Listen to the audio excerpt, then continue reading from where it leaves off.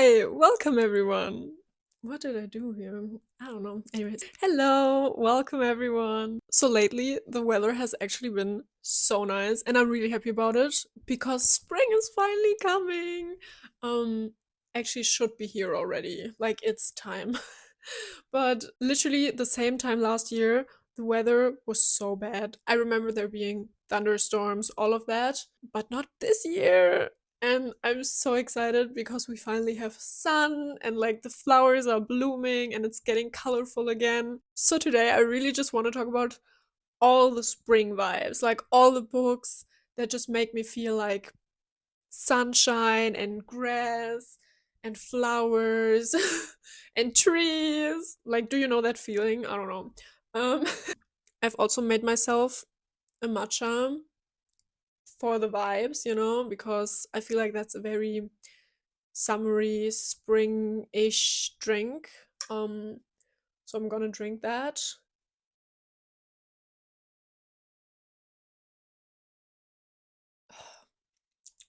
It also matches my dress. So we love that. Okay. So the first book I want to talk about, I actually only read it this year and I just enjoyed it so much and it just felt like such a cozy, beautiful, but also like fun and still interesting story. And the book is called Tress of the Emerald Sea and the book is written by Brandon Sanderson, and if you know him, he writes these like chunky, big, insane, intense, high fantasy books. So I didn't want to start there. So when I started my Sanderson journey, I decided to read Tress of the Emerald Sea because that book is a standalone, and I'm pretty sure it's also not that big of a book. So I thought it would just easier to get through.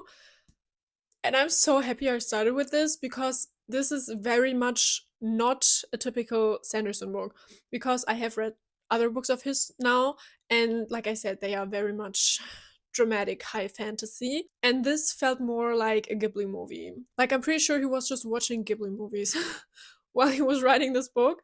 So what's it about? In this book, our main character is a girl named Tress, and she lives on a small island. She's always lived there. She's always been there. She never left home. It's like comfortable. It's nice. She has a boyfriend there, but they are actually trying to keep their relationship a little bit secret because the father is like a very rich man. So of course he wouldn't approve. But so then someday the father leaves the island with the son to take him to see the world a little bit more. And actually when he comes back, the son, so our boyfriend Charlie, is not with him. So naturally Tress is confused and she goes to them and finds out that the father has given his son to an evil sorceress. Our main girl doesn't really love that, obviously, and so she embarks on a quest to save her boyfriend. And she meets some pirates on the way. She meets a talking mouse, I'm pretty sure. Now that I think about it with the mouse and everything, it feels a little bit like Narnia as well. So, yeah, the vibes are just very more whimsical, magical, fairy tale esque. And I love that. But yeah, so we embark on this journey with pirates that may or may not want to kill us, but also maybe they're kind of fun. Who knows? So yeah, like I said, I really enjoyed this book and I just feel like it has all the whimsical, magical fairy tale vibes that you need in your life. My second recommendation, wait, I actually have it here. Um okay. By the way, I just wanted to show you the back of the dress. I don't know if you could see it, but it's cute. Okay, so this is the next book that I want to talk about, and it's called Six Crimson Cranes.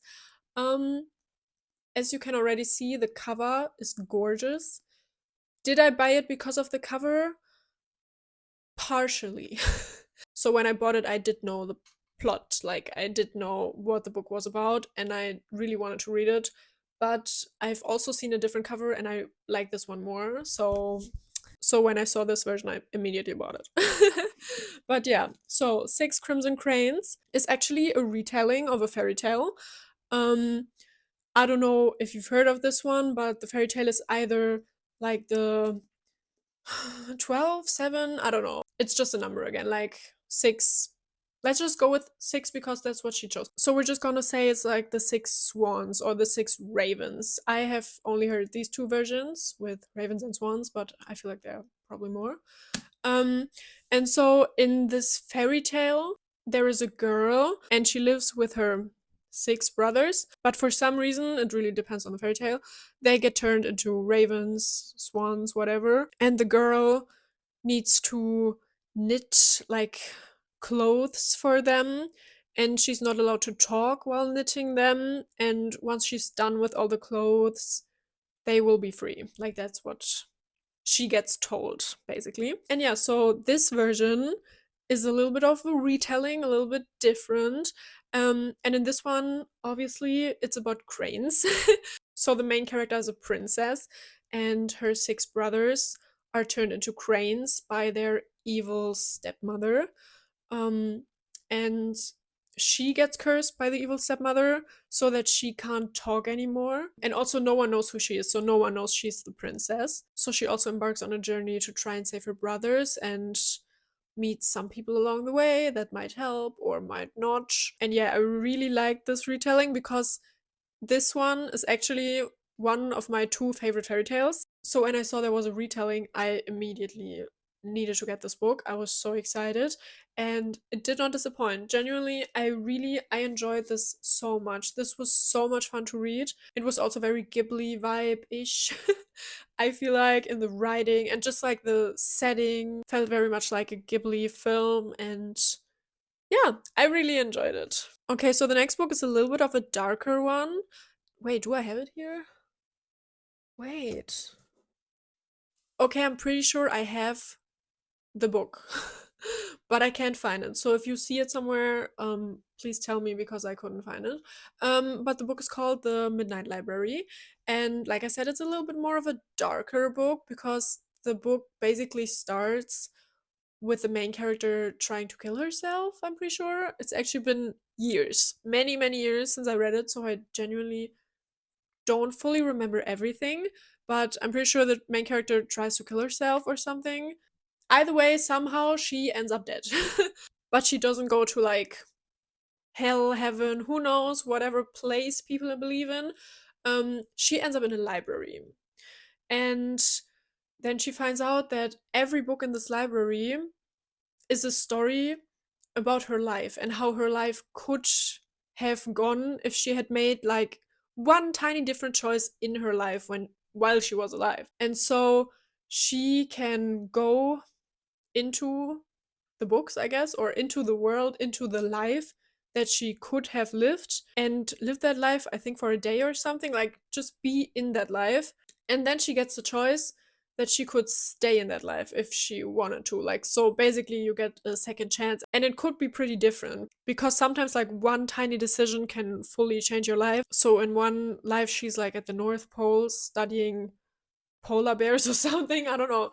Um, and yeah, I really enjoyed the book. I think the message was pretty on the nose, pretty obvious, but I just enjoyed reading about all these different lives and all the different ways life can go. I don't know. And I felt like it was just very uplifting and I had a great time reading it. So I don't know if it's very much a spring vibe, but I do feel like, I don't know, it just felt right to put it here for me. So the next book I want to talk about is pretty much an older one.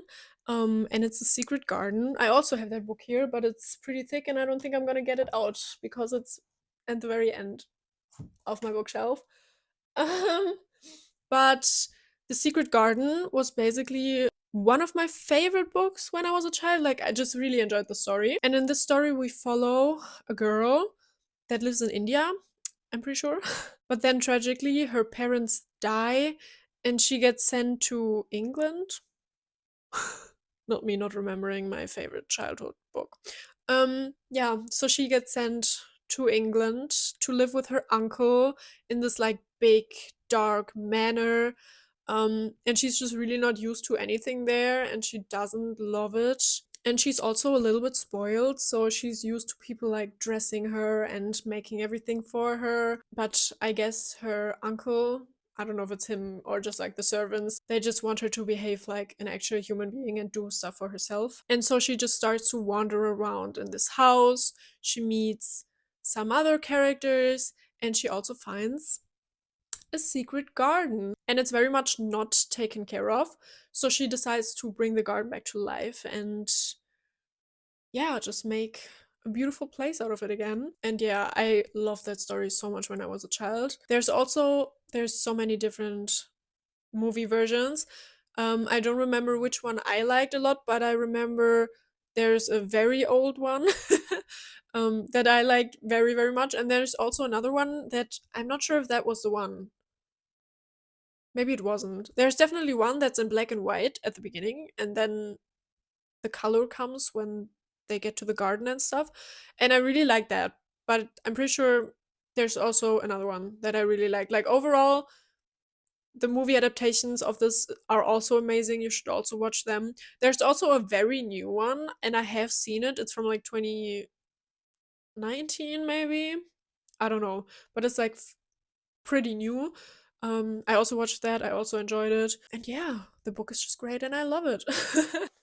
Now on to my next book, which is Emily Wilde's Encyclopedia of Fairies. I know this book technically takes place in very much winter. Like the winter is winter because they are also in Norway and it's snow everywhere. But I don't know, just like the vibes were so nice and positive and whimsical that I just feel like it's just a nice vibe to read. So in this book, we follow Emily Wilde, and she's writing an Encyclopedia of Fairies, hence the title. And the book itself is very much like the writing is very academical because we are technically reading her journal. So it's basically her writing down all her findings so that she can write the encyclopedia afterwards. And so she has all her notes in a journal. And we are basically reading her notes. And like I said before, this takes place, I'm pretty sure, in Norway because that's where she goes to study like a specific kind of fairy that are supposedly very dangerous. And she has like a big, I'm pretty sure, fluffy dog with her. And then also this guy from her university that she doesn't like. She's so annoyed by him, you know. He's like, oh, he's getting so on her nerves. Um, and yeah, they just embark on this adventure trying to find out what's going on with the fairies. Yeah, like I said, just the vibes. They're just very whimsical, beautiful. So I just feel like this is a great spring read. Also, the second book, I don't remember. I feel like it's also in the winter. But for some reason, it just felt very springy to me. I don't know. So the next book I want to talk about is actually a novella, I'm pretty sure. So it's definitely more on the shorter side. And it's called A Psalm for the Wild Build. And oh my god, I love it. I love it so much. So this is kind of a utopian book, I guess, because it takes place in the future.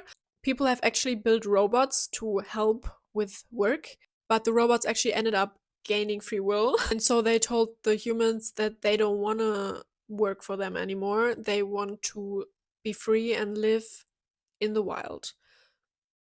And like I said, Utopia, the humans actually said, sure, have fun, do what you want to do. And so the robots left into the wild, never to be seen again. And so the book takes place like 100 years even after that. And the main character is a monk, like a tea monk, I'm pretty sure. They make tea and serve tea. And they're trying to find out their purpose in life, I guess, because they're kind of unsure why am I here? What am I doing? What is my purpose for living, basically? And so the monk embarks on a journey to try and find the purpose of life, basically. And on the journey, they stumble onto a robot, one of these wild robots now, and they actually start talking to each other. And basically, the book is just a conversation between those two about life and life's purpose and why we are here, what we're doing here. Yeah, I love this book so much. It's very much not a plot driven book. So it's very much more about just these thoughts about life packed into a cute fantasy setting. But I really enjoyed it. I loved it. It's also, like I said, pretty short. I've said it a million times before, but I just think that's the perfect description. It's basically like having a tea with Uncle Iroh from Avatar The Last Airbender while sitting on like the castle in the sky from the movie Castle in the Sky with like these robots. That's the vibe that I felt like being on this island and having a chat with Uncle Iroh. And that would just be my dream. So, okay, so the next book I want to talk about is also a childhood favorite of mine. And it's Stardust. And when I tell you, genuinely, the book actually not as much, but the movie was my childhood. Like, I always watched this movie when I was sick, and I was sick a lot. So, I have watched this film so many times. But about the book. So in this story, we follow a guy called Tristan, I think, yeah. And in this world, humans and magical beings, I guess, live in the same world, but there's a big wall that separates them. And he lives in the human world. He's a human, but his father might have gone over the other side before. But this story focuses on Tristan, and he is 18 or something now, and he has this girl that he really likes and he wants to impress her. And when he's on a date with this girl, I guess, they see a falling star, and she says that she really wants to have the star. And the lovesick fool that he is, he just says, "Sure, I'll get the star that fell down from the sky somewhere on Earth. I'll get it for ya, because, that's just a Sunday afternoon for me. I don't know." But when he actually finds the star, he finds out that it's a woman, actually. And he doesn't really know what to do with her now, because he told this girl that the star will be her birthday present or something, and kind of weird to bring her another woman as a birthday present. So, yeah, he doesn't really know what to do. But he just decides to get back and think about what to do later. So, we're just on our quest to find our way home. But there are a lot of obstacles in the way. There's pirates, there's witches, and overall, it's just a very fun story. And it's overall just like a very fun story that I personally really enjoyed. Okay, so the last one is also a novella again, and I actually just read it 2 days ago or something, I don't know. And it's called Springtime. And I don't really know if it's popular or known, but I personally really enjoyed it, so I'm gonna talk about it. Also, it's called Springtime. Obviously, I'm gonna talk about it in a video about spring, so it just made sense. So, this novella is about a woman and her dog. And genuinely, I don't even know what else to say, because it's literally very short and it's not very much plot driven. So it's very much just a spring vibe. Literally, if you just want spring vibes, this is the book for you. Because I was reading this when the weather actually wasn't that great, because right now it's really nice, but the day that I was reading, it was very much cloudy, and just I wasn't feeling the spring vibes. So just reading about like the grass and the leaves on trees, the flowers around you, like just reading about that instantly made me think of spring and made my day happier again and better again. But yeah, overall, the story does follow this woman and just like random stories in her life. Like, I really liked it because it just showed like the very mundane, normal things in life, but like how precious and beautiful and nice they are as well, you know? I don't know if that makes sense, but yeah, I just had a great time. It's also called Springtime, a ghost story.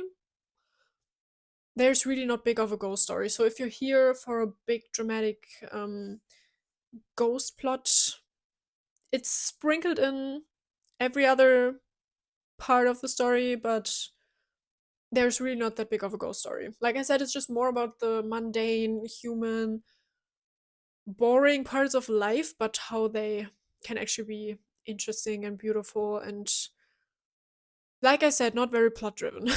It's just spring vibes. It's no plot, just spring vibes, you know? And yeah, I really enjoyed it. It really made me feel like spring was finally coming. And now that I'm looking outside, it actually does look like it's finally coming, and I love it. And yeah, those were all my spring recommendations.